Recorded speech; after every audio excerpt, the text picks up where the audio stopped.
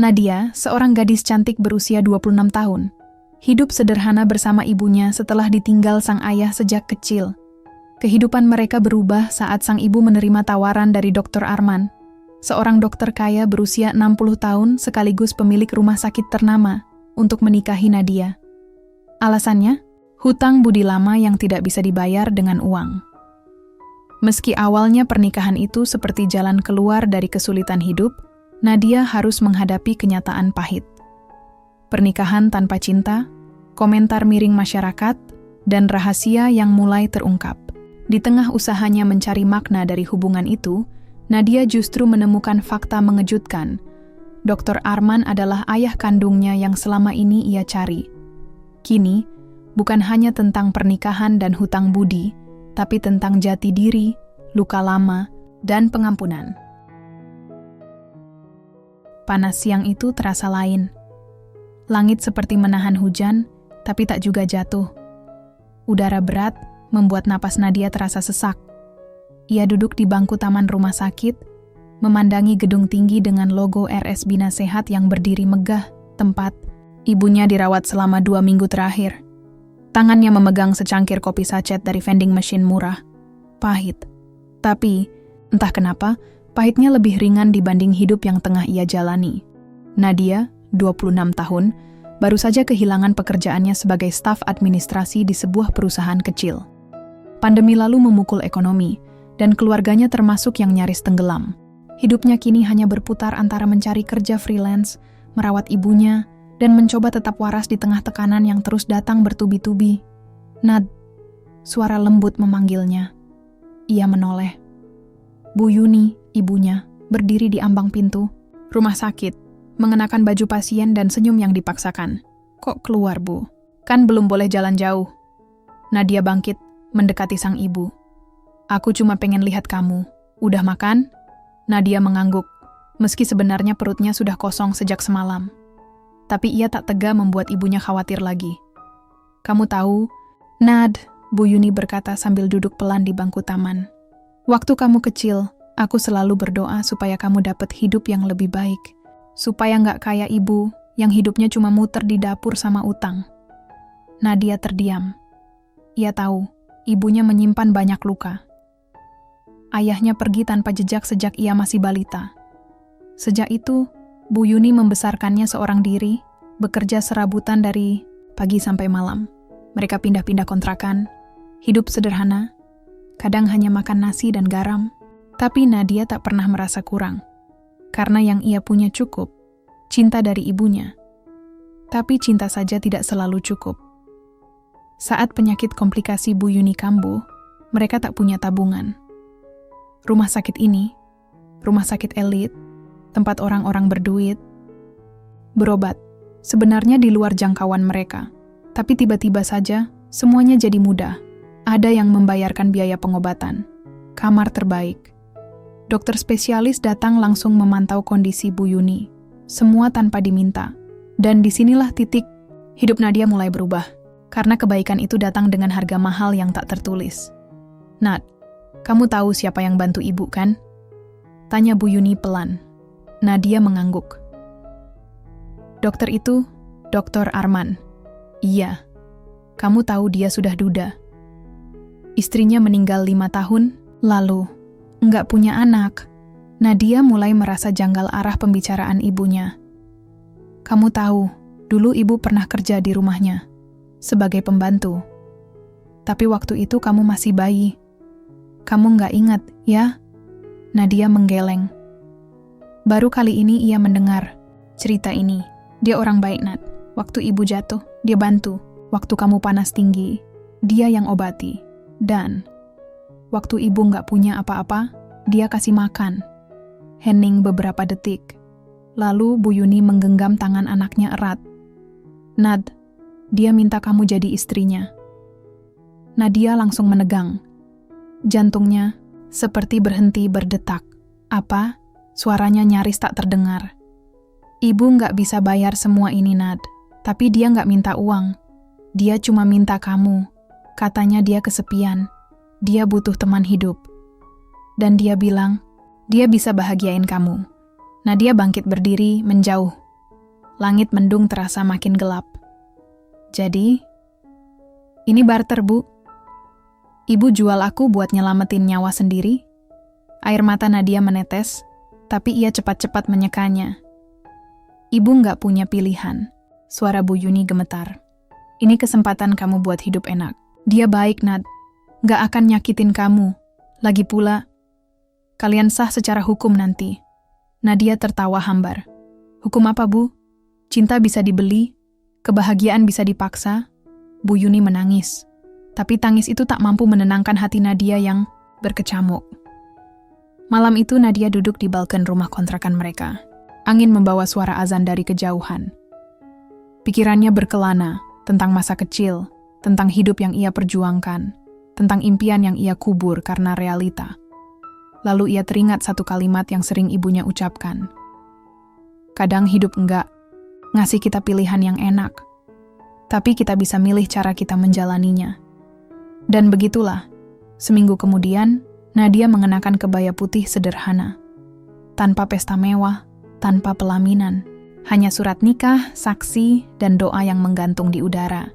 Di depannya berdiri seorang pria berumur 60 tahun, rambutnya sudah memutih, sorot matanya tenang, tapi menyimpan sesuatu yang tak bisa Nadia baca. Dr. Arman. Suaminya, atau pria yang akan menjadi bab baru dalam hidupnya yang rumit ini. Rumah itu terlalu sunyi, terlalu luas, terlalu asing. Langkah kaki Nadia terdengar bergema saat ia melewati lorong panjang menuju kamarnya. Dindingnya putih gading, dengan lukisan-lukisan klasik tergantung rapi. Lantai marmer mengkilap, lampu, gantung kristal menjuntai elegan dari langit-langit tinggi. Semua terlihat sempurna, seperti di majalah interior rumah mewah. Tapi hati Nadia tetap kosong. 2 minggu sudah sejak hari pernikahan itu. Tak ada bulan madu, tak ada ucapan selamat dari sahabat. Bahkan Bu Yuni pun tidak tinggal bersama mereka. Hanya dia dan Dr. Arman, dalam rumah seluas istana tapi seringkali terasa seperti penjara. Silakan kalau mau pakai ruang kerja Nadia, ucap Dr. Arman suatu malam, beberapa hari setelah mereka tinggal bersama. Atau ruang baca. Kamu suka membaca, kan? Nadia hanya mengangguk, tak tahu harus berkata apa. Pria itu terlalu sopan, terlalu tenang.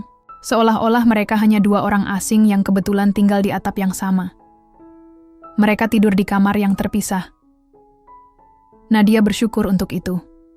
Setiap pagi, ada sarapan sudah tersedia di meja makan.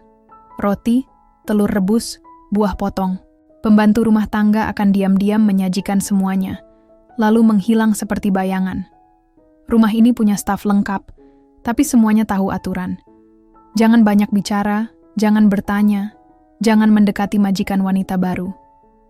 Nadia mulai merasa seperti boneka porselen, duduk manis di rumah cantik, dilihat tapi tidak disentuh, dibicarakan tapi tidak diajak bicara.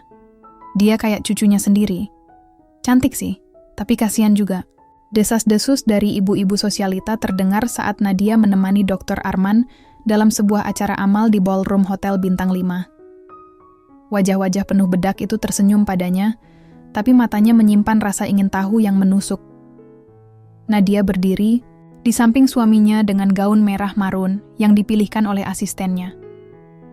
Ia mencoba tersenyum, padahal dalam hatinya ingin berteriak. Kalau ada yang bertanya, bilang saja kita bertemu karena kamu kerja sosial di rumah sakit, kata Dr. Arman, pelan malam itu, sebelum mereka turun dari mobil. Aku nggak ingin kamu jadi bahan omongan. Tapi tetap saja, ia jadi bahan omongan. Semua mata memperhatikannya seperti melihat seekor burung merak peliharaan yang eksotis. Malam itu, Nadia menangis diam-diam di kamar mandi. Ia rindu ibu. Rindu hidup sederhana di kontrakan sempit. Rindu menjadi dirinya sendiri, yang bisa tertawa tanpa beban, marah tanpa takut, dan menangis tanpa merasa bersalah. Suatu siang, Nadia membuka salah satu pintu yang selama ini tak ia jamah. Sebuah ruang kerja besar, dindingnya penuh rak buku. Meja kayu mahoni di tengah ruangan, dengan lampu meja dan kursi kulit hitam. Di sana, ia menemukan setumpuk kertas, jurnal medis, dan beberapa foto bingkai. salah satu foto menarik perhatiannya. Seorang wanita muda tersenyum cerah, mengenakan pakaian suster zaman dulu. Di sampingnya, berdiri pria yang jauh lebih muda dari Dr. Arman sekarang, tapi matanya sama. Teduh, dalam. Terlalu mengenal, wanita itu, Ibu? Nadia mengambil bingkai itu, jantungnya berdetak cepat. Ia belum pernah melihat foto itu sebelumnya. Di bagian bawah foto ada tulisan kecil dengan spidol. Yuni and Arman, 1957, tangannya gemetar. Kenapa tidak pernah ada cerita tentang ini? Pintu ruang kerja terbuka. Dr. Arman berdiri di sana, tidak terkejut melihat Nadia. Itu foto lama. Ucapnya singkat. Nadia membalikkan badan. Ibu pernah kerja sama Bapak? Iya. Kenapa Ibu nggak pernah cerita? Dr. Arman menatapnya. Lama. Mungkin karena itu masa lalu yang tidak mudah untuk diceritakan. Nadia ingin bertanya lebih jauh, tapi ada batas tak kasat mata di antara mereka. Ia tak tahu boleh sejauh apa melangkah. Malamnya, Nadia memberanikan diri menghubungi ibunya. Bu, aku nemu foto lama. Ibu sama Bapak. Di rumah sakit. Henning di ujung telepon. Kenapa Ibu nggak pernah cerita? Nat, ada hal-hal yang Ibu simpan bukan karena mau bohong, tapi karena takut kamu akan salah paham. Aku anak Ibu. Aku punya hak tahu, Bu. Iya, nanti Ibu cerita. Tapi nggak lewat telepon ya. Nadia menutup telepon dengan perasaan campur aduk. Hari-hari berikutnya, Nadia mulai memperhatikan Dr. Arman lebih saksama. Ia memang pria pendiam, tapi selalu memperlakukan Nadia dengan baik, dalam batas yang sangat terjaga. Tidak pernah menyentuh, tidak pernah menuntut, tapi juga tidak pernah membuka diri, seolah ada tembok tinggi yang sengaja dibangun, seolah pria itu menyembunyikan sesuatu yang besar. Dan Nadia bisa merasakannya di balik tatapan mata itu. Tatapan yang terkadang terasa terlalu sayang untuk seorang istri muda, tapi terlalu dalam untuk hanya sekadar suami tua. Tatapan seperti ayah yang kehilangan sesuatu. Malam itu udara dingin, tapi hati Nadia jauh lebih dingin. Ia berdiri di depan lemari tua di ruang kerja Dr. Arman. Setelah kejadian foto itu, rasa penasarannya tak bisa diredam. Ia tahu ada sesuatu yang besar tersembunyi. Dan malam ini, setelah memastikan semua staf rumah sudah pulang, dan Dr. Arman sedang menghadiri seminar medis luar kota, Nadia memberanikan diri menyusuri sisi rumah yang belum pernah ia jamah. Lemari itu tinggi dan berat. Warna kayunya sudah pudar, kuncinya tak ada. Tapi dengan sedikit tenaga, Nadia berhasil membuka salah satu lacinya yang tak terkunci. Tumpukan map, beberapa buku harian lusuh, dan surat-surat lama. Nadia menghela napas, tangannya bergetar saat membuka satu persatu. Salah. Satu surat di dalam amplop kuning tua membuatnya berhenti. Tulisan tangan itu, ia kenal. Ia pernah melihat tulisan itu di catatan resep obat milik ibunya. Untuk Arman, bunyi tulisan di depan amplop. Dengan hati-hati, Nadia membuka surat itu. Jakarta, 3 Februari 1998 Arman. Aku menulis ini dengan tangan gemetar. Bukan karena marah, tapi karena takut. Aku takut kamu akan benci padaku setelah membaca ini. Aku hamil, Arman. Ini anakmu. Waktu aku tahu aku senang, tapi juga takut. Karena kamu sudah dijodohkan dengan orang lain. Dan aku cuma perawat kecil yang mencintaimu diam-diam. Aku memutuskan pergi. Bukan karena aku tak cinta, tapi karena aku ingin anak ini tumbuh, tanpa bayang-bayang luka. Maaf. Yuni. Nadia menjatuhkan surat itu ke lantai. Matanya membesar. Napasnya tercekat. Anakmu? Tangannya gemetar saat ia mengambil surat-surat lain. Ada beberapa balasan dari Dr. Arman, tak pernah dikirim. Semuanya ditulis dengan tinta hitam dan bahasa yang emosional. Yuni, kenapa kamu pergi? Aku mencarimu kemana-mana. Rumah kontrakanmu sudah kosong. Kalau benar anak itu anakku, kenapa kamu tak memberitahuku langsung? Kamu tahu aku bukan pengecut. Kenapa kamu ambil semua keputusan sendiri? Nadia merasa seluruh tubuhnya lemas. Ia terduduk di lantai, memeluk lutut. Selama ini, ibunya tahu, dan Dr. Arman bukan hanya pria yang menyelamatkan ibunya. Ia mungkin ayah kandung Nadia. Keesokan harinya, Nadia menatap cermin di kamarnya lama sekali.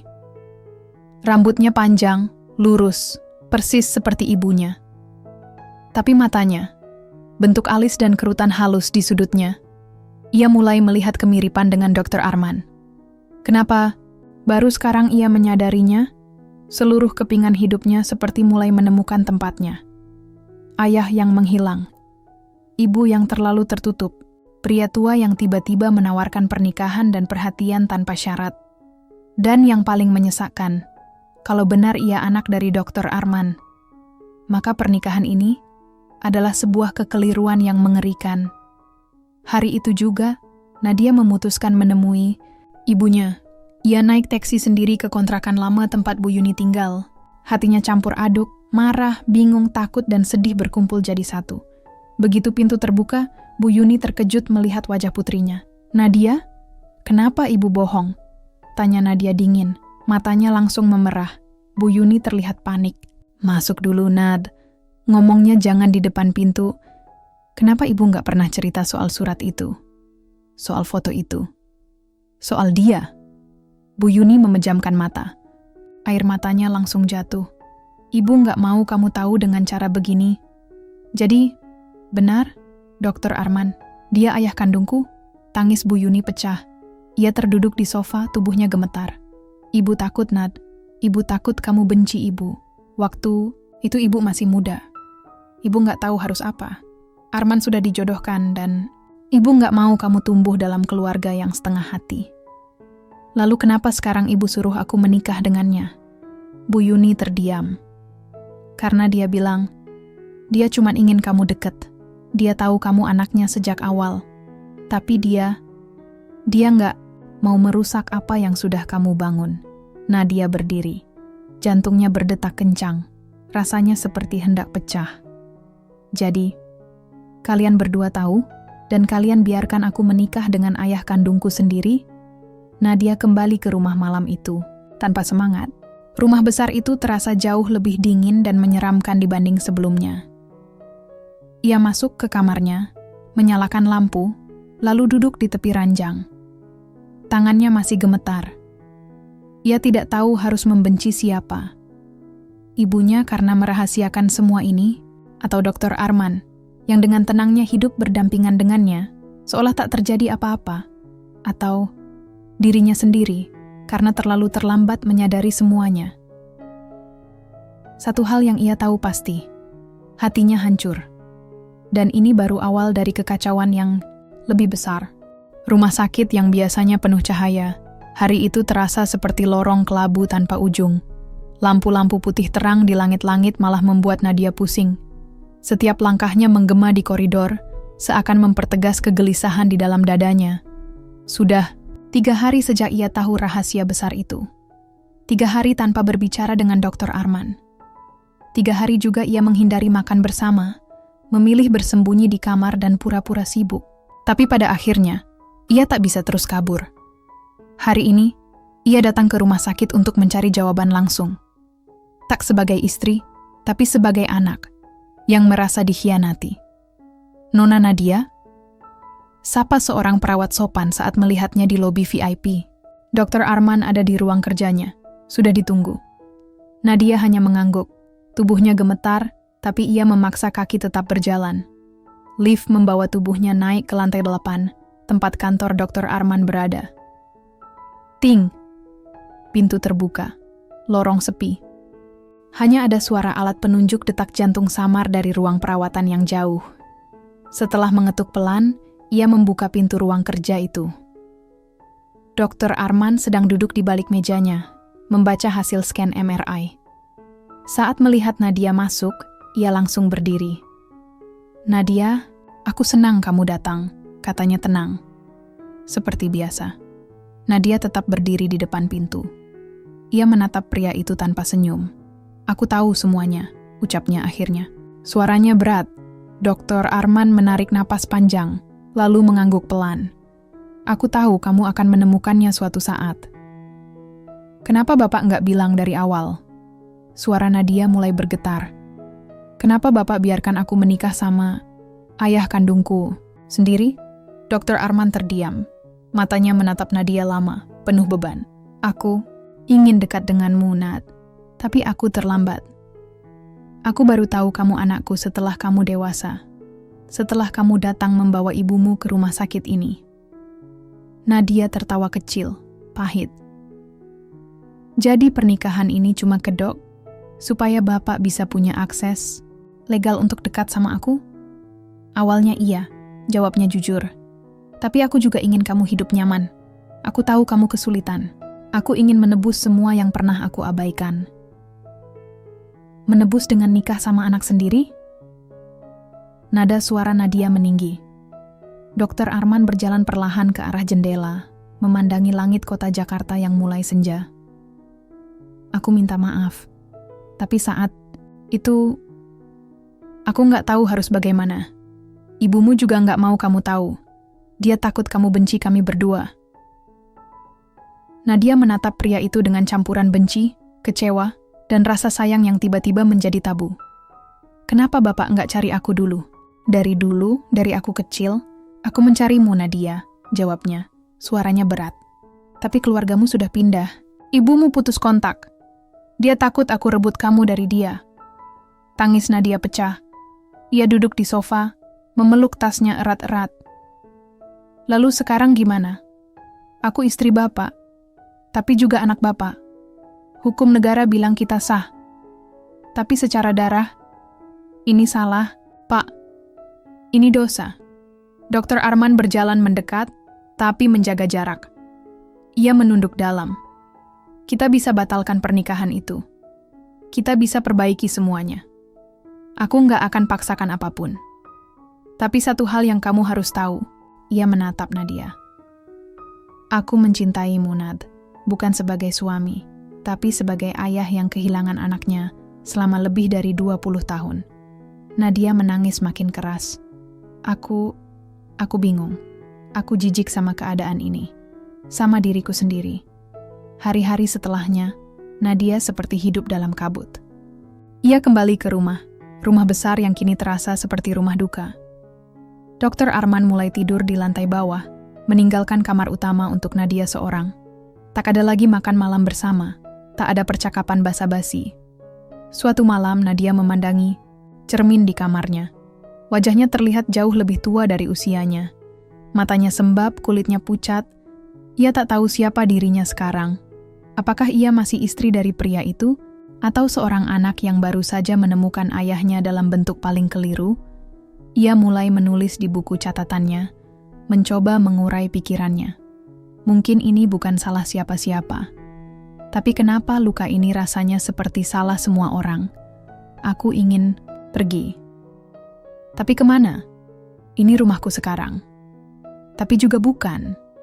Kalau aku tinggal, aku mungkin akan hancur. Tapi kalau aku pergi, aku mungkin kehilangan satu-satunya orang yang mencintaiku dengan tulus.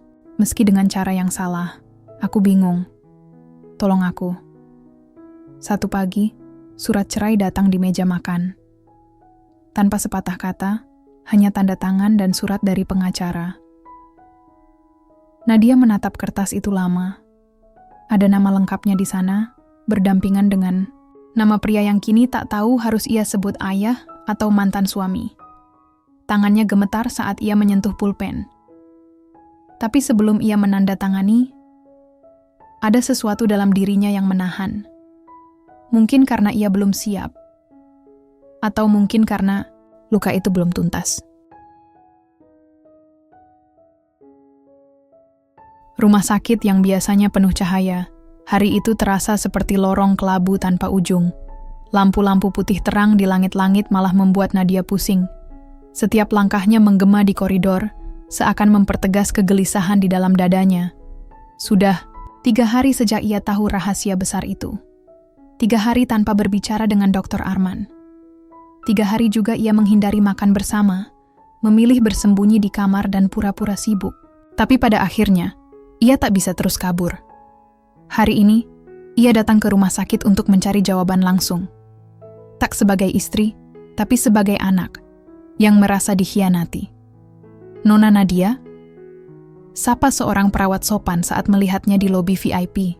Dr. Arman ada di ruang kerjanya. Sudah ditunggu. Nadia hanya mengangguk. Tubuhnya gemetar, tapi ia memaksa kaki tetap berjalan. Lift membawa tubuhnya naik ke lantai 8, tempat kantor Dr. Arman berada. Ting! Pintu terbuka. Lorong sepi. Hanya ada suara alat penunjuk detak jantung samar dari ruang perawatan yang jauh. Setelah mengetuk pelan, ia membuka pintu ruang kerja itu. Dr. Arman sedang duduk di balik mejanya, membaca hasil scan MRI. Saat melihat Nadia masuk, ia langsung berdiri. "Nadia, aku senang kamu datang," katanya tenang. Seperti biasa, Nadia tetap berdiri di depan pintu. Ia menatap pria itu tanpa senyum. "Aku tahu semuanya," ucapnya akhirnya. Suaranya berat. Dr. Arman menarik napas panjang, lalu mengangguk pelan. "Aku tahu kamu akan menemukannya suatu saat." "Kenapa Bapak nggak bilang dari awal?" Suara Nadia mulai bergetar. "Kenapa Bapak biarkan aku menikah sama ayah kandungku sendiri?" Dr. Arman terdiam. Matanya menatap Nadia lama, penuh beban. "Aku ingin dekat denganmu, Nad. Tapi aku terlambat. Aku baru tahu kamu anakku setelah kamu dewasa. Setelah kamu datang membawa ibumu ke rumah sakit ini." Nadia tertawa kecil, pahit. "Jadi pernikahan ini cuma kedok, supaya Bapak bisa punya akses legal untuk dekat sama aku?" "Awalnya iya," jawabnya jujur. "Tapi aku juga ingin kamu hidup nyaman. Aku tahu kamu kesulitan. Aku ingin menebus semua yang pernah aku abaikan." "Menebus dengan nikah sama anak sendiri?" Nada suara Nadia meninggi. Dr. Arman berjalan perlahan ke arah jendela, memandangi langit kota Jakarta yang mulai senja. "Aku minta maaf. Tapi saat itu, aku nggak tahu harus bagaimana. Ibumu juga nggak mau kamu tahu. Dia takut kamu benci kami berdua." Nadia menatap pria itu dengan campuran benci, kecewa, dan rasa sayang yang tiba-tiba menjadi tabu. "Kenapa Bapak nggak cari aku dulu?" Dari dulu, dari aku kecil, aku mencarimu, Nadia," jawabnya. Suaranya berat. "Tapi keluargamu sudah pindah. Ibumu putus kontak. Dia takut aku rebut kamu dari dia." Tangis Nadia pecah. Ia duduk di sofa, memeluk tasnya erat-erat. "Lalu sekarang gimana? Aku istri Bapak, tapi juga anak Bapak. Hukum negara bilang kita sah. Tapi secara darah, ini salah, Pak. Ini dosa." Dr. Arman berjalan mendekat, tapi menjaga jarak. Ia menunduk dalam. "Kita bisa batalkan pernikahan itu. Kita bisa perbaiki semuanya. Aku nggak akan paksakan apapun. Tapi satu hal yang kamu harus tahu." Ia menatap Nadia. "Aku mencintaimu, Nad.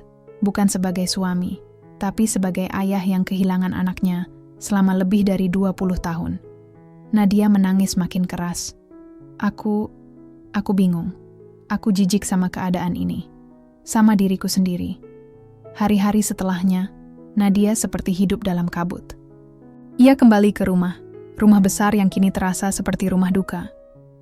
Dr. Arman mulai tidur di lantai bawah, meninggalkan kamar utama untuk Nadia seorang. Tak ada lagi makan malam bersama, tak ada percakapan basa-basi. Suatu malam Nadia memandangi cermin di kamarnya.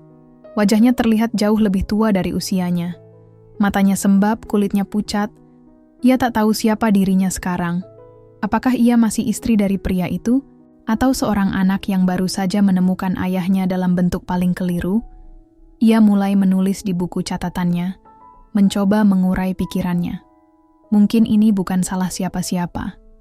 Tapi kenapa luka ini rasanya seperti salah semua orang? Aku ingin pergi. Tapi kemana? Ini rumahku sekarang. Tapi juga bukan. Kalau aku tinggal, aku mungkin akan hancur. Tapi kalau aku pergi, aku mungkin kehilangan satu-satunya orang yang mencintaiku dengan tulus. Meski dengan cara yang salah, aku bingung. Tolong aku. Satu pagi, surat cerai datang di meja makan. Tanpa sepatah kata, hanya tanda tangan dan surat dari pengacara. Nadia menatap kertas itu lama.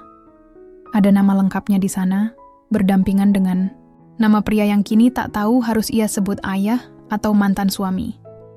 Tangannya gemetar saat ia menyentuh pulpen. Tapi sebelum ia menandatangani, ada sesuatu dalam dirinya yang menahan. Mungkin karena ia belum siap. Atau mungkin karena luka itu belum tuntas. Pagi itu, hujan turun deras di Jakarta. Langit kelabu, seolah turut merasakan isi hati Nadia yang semakin kusut. Ia duduk sendiri di beranda rumah besar itu, memandangi tetesan air hujan yang menari di ujung atap. Di tangannya, surat cerai dari Dr. Arman masih utuh. Tak tersentuh, tak tertanda tangani. Sudah seminggu sejak surat itu datang. Dan sudah seminggu pula sejak mereka benar-benar bicara. Hanya tatapan hampa yang sesekali bertemu di meja makan. Hanya keheningan yang menjawab suara-suara di dalam kepala Nadia. Ia mulai bertanya-tanya, apakah luka ini bisa sembuh? Atau justru akan membusuk seiring waktu? Hari itu Nadia memutuskan pergi ke rumah sakit. Bukan untuk menemui Dr. Arman, tapi untuk menemui seseorang dari masa lalu yang bisa memberikan secercah cahaya di tengah kabut yang membutakan ini. Bu Retno, sahabat lama ibunya, yang juga mantan kepala perawat rumah sakit tempat Dr. Arman dulu bekerja.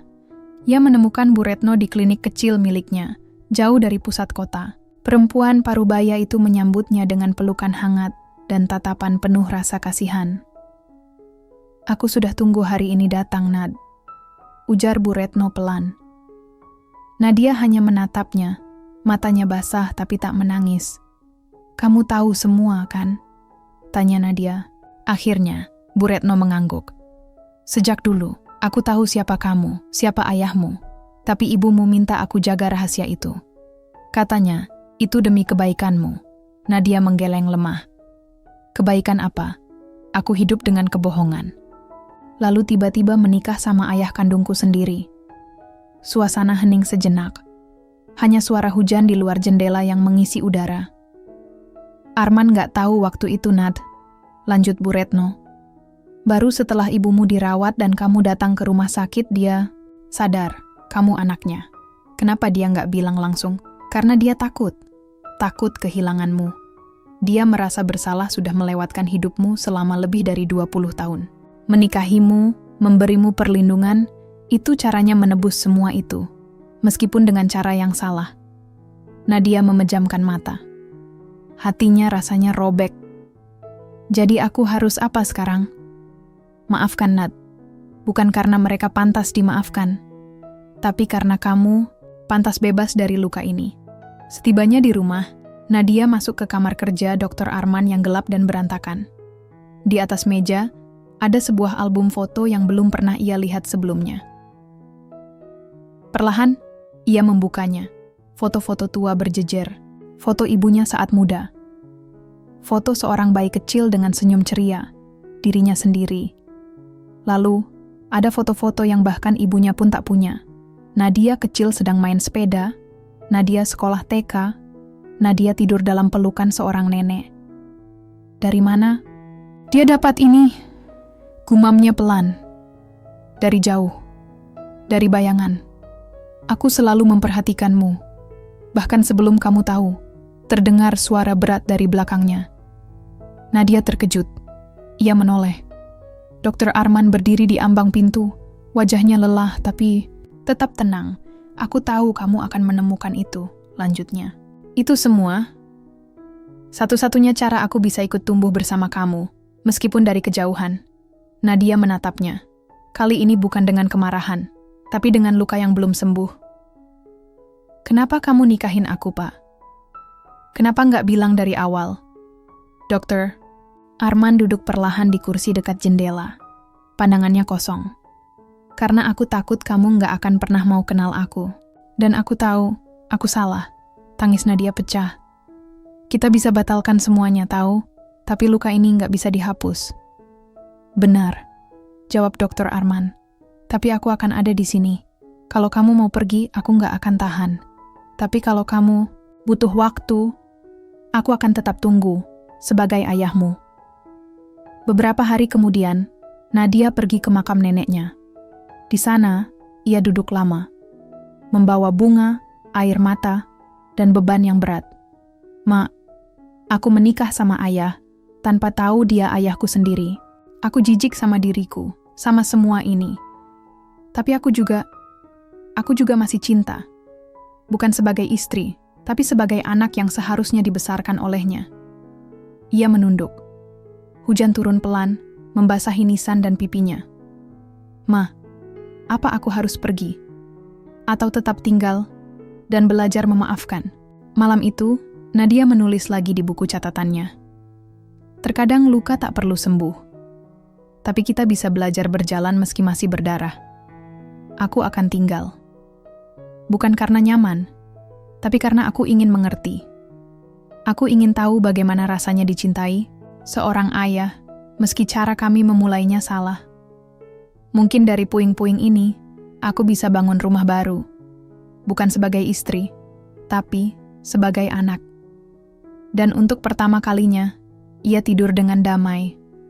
Tak tanpa luka, tapi dengan hati yang mulai berani menerima. Sudah hampir 2 bulan sejak kebenaran itu terungkap. Sejak surat cerai pertama kali datang ke tangan Nadia. Tapi rumah besar itu masih berdiri utuh, dan Nadia masih tinggal di dalamnya. Meski tak lagi sebagai istri, dan belum sepenuhnya sebagai anak. Di satu sisi rumah, Dr. Arman menjalani hari-harinya seperti biasa. Pagi-pagi berangkat ke rumah sakit, malam kembali dengan wajah lelah. Mereka hampir tak pernah bicara, tapi ada semacam kedamaian dalam keheningan itu. Seperti 2 orang asing yang perlahan mulai belajar menjadi keluarga. Namun di luar rumah, kabar mulai berhembus. Orang-orang mulai bertanya, dan gosip mulai menyebar seperti api liar. "Nad, kamu serius masih tinggal sama dia?" Suara Dinda, sahabatnya, terdengar berat dari seberang telepon. "Gila aja, orang-orang ngomongin kamu. Dibilangnya kamu simpanan, nikah buat harta. Bahkan ada yang bilang, kamu hamilin suami orang." Nadia terdiam di balkon kamarnya. Malam sedang turun pelan, membawa angin dingin dan gemuruh jauh di langit. "Biarlah mereka ngomong," jawabnya pelan. "Mereka nggak tahu apa yang sebenarnya terjadi." "Justru karena itu, Nad, kamu nggak bisa terus diam. Suatu saat kamu harus cerita. Atau kamu sendiri yang bakal hancur." Nadia menggenggam ponselnya erat-erat. "Aku cuma belum siap, Din. Aku belum tahu siapa aku sekarang. Dulu aku pikir aku perempuan kuat, tapi ternyata aku ini cuma anak, perempuan yang kehilangan arah." Dinda terdiam, lalu suara pelan menyusul. "Kamu tetap Nadia yang aku kenal. Cuman lagi patah. Tapi kamu nggak rusak, Nad. Kamu cuma perlu waktu." Malam itu, Nadia membuka lemari dan mengeluarkan surat cerai yang mulai kusam. Kertas itu sudah lusuh, pinggirnya melengkung, tapi tanda tangannya masih kosong. Ia bawa surat itu ke meja makan, di mana Dr. Arman sedang minum teh sendiri. "Aku siap," kata Nadia akhirnya. Dr. Arman menatapnya perlahan. "Untuk apa?" "Untuk mengakhiri semuanya secara resmi." Wajah lelaki itu tak menunjukkan keterkejutan. Ia hanya mengangguk, lalu menatap cangkir tehnya lama. "Aku sudah siapkan revisinya. Pernikahan kita dibatalkan, bukan diceraikan. Karena sejak kita tahu kebenarannya, kita nggak pernah lagi hidup sebagai pasangan." Nadia duduk, menarik napas panjang. "Setelah ini, aku akan pergi, cari tempat sendiri. Aku nggak bisa terus di sini." Dr. Arman menunduk pelan. "Kamu bebas memilih, Nat. Tapi rumah ini akan selalu terbuka buat kamu, sebagai rumah anakku." Nadia memejamkan mata. Air matanya mengalir diam-diam. "Aku masih marah," bisiknya. "Tapi, aku juga nggak mau kehilangan kamu, karena kamu satu-satunya yang tersisa." "Aku nggak akan kemana-mana," jawab Dr. Arman pelan. "Kalau kamu butuh pelukan, aku di sini. Kalau kamu butuh marah, marah saja. Tapi tetaplah jadi dirimu. Jangan hilang karena luka yang aku buat." Beberapa hari kemudian, Nadia mulai mengemasi barang-barangnya. Ia tak ingin tinggal, tapi juga belum tahu kemana akan pergi. Yang ia tahu hanyalah, ia butuh ruang untuk bernafas, untuk sembuh. Saat sedang mengepak lemari, ia menemukan sebuah surat tertulis tangan dari almarhumah ibunya. Nadia, maafkan. Mama, maaf karena menyembunyikan siapa ayahmu. Mama takut kamu membenci kami, tapi percayalah, Mama hanya ingin kamu bahagia. Kalau suatu hari kamu tahu siapa dia, tolong jangan lihat masa lalu Mama sebagai dosa. Lihatlah sebagai upaya Mama menjaga kamu tetap utuh. Dan kalau kamu memutuskan pergi dari rumah ini, pergilah dengan damai. Tapi kalau kamu memilih tinggal, tinggallah dengan hati yang baru. Nadia menatap tulisan itu lama. Tangisnya tumpah, bukan karena benci, tapi karena rindu. Ia tahu, semua orang di hidupnya pernah salah, tapi semua juga mencintainya. Dengan cara mereka sendiri. Hari itu, sebelum pergi, Nadia berdiri di ambang pintu. Dr. Arman mendekat, berdiri di sebelahnya. Kamu yakin? Tanyanya lembut. Nadia mengangguk. Aku harus mulai dari awal. Tapi kali ini bukan karena ingin lari, tapi karena ingin pulang ke diriku sendiri. Dr. Arman mengangguk, lalu merogoh saku dan menyerahkan sesuatu padanya. Sebuah kunci kecil. Kalau suatu hari kamu siap kembali, rumah ini akan tetap jadi rumahmu. Nadia menggenggam kunci itu erat. Matanya berkaca-kaca. Terima kasih, Ayah. Dan untuk pertama kalinya, ia mengucapkan kata itu dengan tulus. Mereka berpelukan sebentar, seperti ayah dan anak yang terlambat bertemu, tapi tak ingin terlambat lagi untuk saling mencintai. Lalu Nadia melangkah pergi. Bukan sebagai istri, bukan sebagai korban, tapi sebagai perempuan yang akhirnya berani menentukan arah hidupnya sendiri. Setahun sudah berlalu sejak Nadia meninggalkan rumah besar itu. Waktu berjalan lambat di awal, seperti luka yang enggan sembuh. Tapi hidup, seperti biasa, terus memaksa untuk bergerak. Dan di antara langkah-langkah kecil yang berat, Nadia perlahan belajar berdiri kembali. Ia kini tinggal di sebuah rumah kontrakan kecil di Bandung. Suasananya jauh dari kemewahan rumah Dr. Arman. Dindingnya berjamur, atapnya kadang bocor, tapi ada kedamaian yang tidak pernah ia rasakan sebelumnya. Setiap pagi, ia membuka jendela dapurnya dan menghirup aroma kopi. Menulis di buku catatannya. Kadang menangis, kadang tertawa sendiri, tapi ia merasa lebih utuh dari sebelumnya. Karena kini, ia tahu siapa dirinya dan siapa keluarganya. Nadia tak pernah benar-benar memutus kontak dengan Dr. Arman. Mereka saling berkabar, kadang saling berkirim foto lucu, kadang hanya mengirim stiker. Random di WhatsApp lucu ya. Dulu mereka serumah, tapi terasa seperti dua orang asing. Sekarang, meski jarak memisahkan, ada kehangatan yang mulai tumbuh dengan cara paling sederhana. Suatu hari, Nadia menerima paket, sebuah kotak kecil dari Jakarta. Di dalamnya ada sepatu bayi mungil berwarna putih gading, sudah agak kekuningan. Dan secarik surat. Nat, ini sepatu pertamamu. Aku simpan ini sejak kamu lahir. Dulu aku nggak bisa melihatmu tumbuh, tapi sekarang aku ingin jadi bagian dari hidupmu, sebagai ayah. Bukan paksaan, hanya harapan. Pulanglah kapanpun kamu siap. Rumah itu masih kosong, tapi hatiku selalu penuh menunggumu. Ayah Nadia memeluk sepatu itu lama. Ada rasa hangat yang tak bisa dijelaskan. Ia menangis lagi hari itu, bukan karena sakit, tapi karena merasa dicintai. Akhirnya, beberapa bulan kemudian, Nadia datang ke Jakarta. Bukan untuk menetap, hanya untuk mengunjungi. Ia berdiri di depan pagar rumah besar itu. Semua masih sama. Bahkan pohon flamboyan di halaman depan masih berdiri gagah, meski daunnya mulai jarang. Dr. Arman menyambutnya di pintu. Wajahnya tampak lebih tua, tapi ada senyum yang sama sekali tak pudar. Selamat datang, katanya. Terima kasih, sudah tetap di sini, jawab Nadia pelan. Mereka tidak banyak bicara sore itu. Hanya duduk di ruang tamu sambil minum teh. seperti dua orang sahabat lama yang tak perlu terlalu banyak kata. "Jadi, kamu akan tinggal di Bandung terus?" tanya Dr. Arman. Nadia mengangguk. "Untuk sementara, iya. Tapi aku ingin sesekali pulang. Bukan ke rumah ini, tapi ke kamu." Dokter, Arman menatapnya. Matanya berkaca-kaca. Ia menggenggam tangan Nadia. Buat ayah, itu lebih dari cukup. Beberapa waktu kemudian, Nadia menulis di catatan hariannya. "Aku pernah membenci hidup. Pernah marah pada ibu. Pernah kecewa pada laki-laki yang ternyata ayahku sendiri. Tapi sekarang, aku mulai mengerti. Hidup memang enggak adil. Tapi itu bukan alasan untuk menyerah. Kadang keluarga bukan tentang darah, tapi tentang siapa yang tetap bertahan meski semua sudah hancur. Hari ini aku pulang. Bukan ke rumah, tapi ke diriku sendiri. Dan rasanya hangat."